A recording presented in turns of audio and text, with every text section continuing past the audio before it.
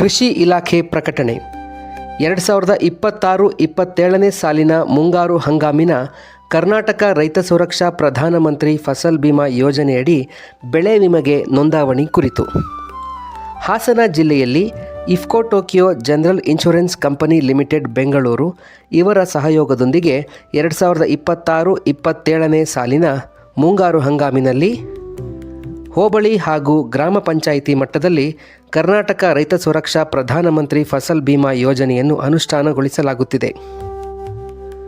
ರೈತರು ಅರ್ಜಿಯೊಂದಿಗೆ ಭೂಮಿ ದಾಖಲೆಗಳಾದ ಪಹಣಿ, ಕಂದಾಯ ರಶೀತಿ, ಖಾತೆ ಪುಸ್ತಕ, ಬ್ಯಾಂಕ್ ಪಾಸ್ ಪುಸ್ತಕ ಮತ್ತು ಆಧಾರ್ ಕಾರ್ಡ್ ದಾಖಲೆಗಳೊಂದಿಗೆ ಹತ್ತಿರದ ಬ್ಯಾಂಕ್, ಕರ್ನಾಟಕ ಒನ್, ಗ್ರಾಮ ಒನ್ ಹಾಗೂ ಸಾಮಾನ್ಯ ಸೇವಾ ಕೇಂದ್ರಗಳಲ್ಲಿ ಬೆಳೆ ವಿಮೆಗೆ ನೋಂದಾಯಿಸಿಕೊಳ್ಳಬಹುದಾಗಿದೆ. 2026-27ನೇ ಸಾಲಿನಲ್ಲಿ ರೈತರು ನೋಂದಾಯಿಸಿಕೊಳ್ಳಲು ಪ್ರತಿ ಎಕರೆಗೆ ಅಲಸಂದೆ ಮಳೆಯಾಶ್ರಿತ ಬೆಳೆಗೆ ರು 283, ಆಲೂಗಡ್ಡೆ ಮಳೆಯಾಶ್ರಿತ ರು 1667, ಆಲೂಗಡ್ಡೆ ನೀರಾವರಿ ರು 3466, ಟೊಮ್ಯಾಟೊ ರು 3436, ಹತ್ತಿ ಮಳೆಯಾಶ್ರಿತ ರು 1208 ವಿಮಾ ಕಂತನ್ನು ಪಾವತಿಸಿ ನೋಂದಾಯಿಸಲು ದಿನಾಂಕ 15/7/2026 ಅಂತಿಮ ದಿನಾಂಕವಾಗಿರುತ್ತದೆ.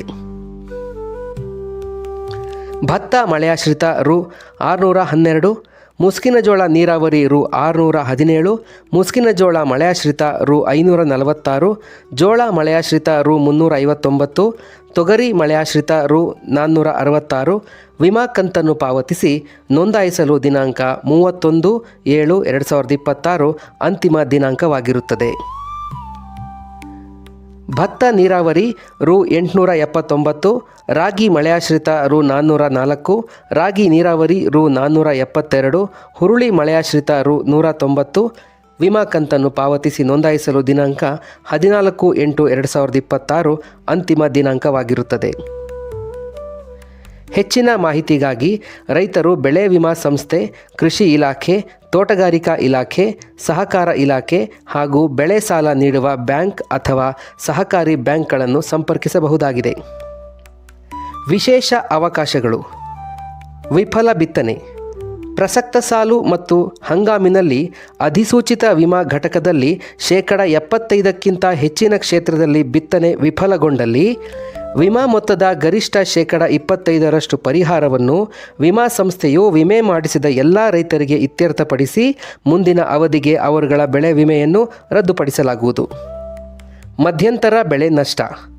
ಅಧಿಸೂಚಿತ ಘಟಕದಲ್ಲಿ ಸಂಭವಿಸುವ ಹವಾಮಾನ ವೈಪರೀತ್ಯಗಳಾದ ಹೆಚ್ಚಿನ ಮಳೆ, ನೆರೆ ಅಥವಾ ಪ್ರವಾಹಗಳಿಂದ ಬೆಳೆ ಮುಳುಗಡೆ, ದೀರ್ಘಕಾಲದ ತೇವಾಂಶ ಕೊರತೆ, ತೀವ್ರ ಬರಗಾಲದಿಂದ ಯಾವುದೇ ಅಧಿಸೂಚಿತ ವಿಮಾ ಘಟಕದಲ್ಲಿ ಬಿತ್ತನೆಯಾದ ನಂತರ ಕಟಾವಿಗೆ ಮೊದಲು ನಿರೀಕ್ಷಿತ ಇಳುವರಿಯ ಪ್ರಾರಂಭಿಕ ಇಳುವರಿಯು 50%ಕ್ಕಿಂತ ಕಡಿಮೆ ಇದ್ದರೆ ವಿಮೆ ಮಾಡಿಸಿದ ರೈತರಿಗೆ ಅಂದಾಜು ಮಾಡಲಾದ ಬೆಳೆ ವಿಮಾ ನಷ್ಟ ಪರಿಹಾರದಲ್ಲಿ 25% ಹಣವನ್ನು ಮುಂಚಿತವಾಗಿ ವಿಮಾ ಸಂಸ್ಥೆಯಿಂದ ನೀಡಲಾಗುವುದು.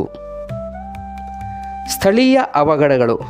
ಸ್ಥಳ ನಿರ್ದಿಷ್ಟ ಪ್ರಕೃತಿ ವಿಕೋಪಗಳಾದ ಆಲಿಕಲ್ಲು ಮಳೆ, ಭೂಕುಸಿತ, ಬೆಳೆ ಮುಳುಗಡೆ, ಮೇಘಸ್ಫೋಟ ಮತ್ತು ಗುಡುಗು ಮಿಂಚುಗಳಿಂದಾಗಿ ಆಗುವ ಬೆಂಕಿಯಿಂದ ಉಂಟಾಗುವ ನಷ್ಟದ ನಿರ್ಧರಣೆಯನ್ನು ವೈಯಕ್ತಿಕವಾಗಿ ನಿರ್ಧರಿಸಿ ಬೆಳೆ ವಿಮಾ ನಷ್ಟ ಪರಿಹಾರವನ್ನು ಇತ್ಯರ್ಥಪಡಿಸಲು ಯೋಜನೆಯಡಿ ಅವಕಾಶ ನೀಡಲಾಗಿದೆ.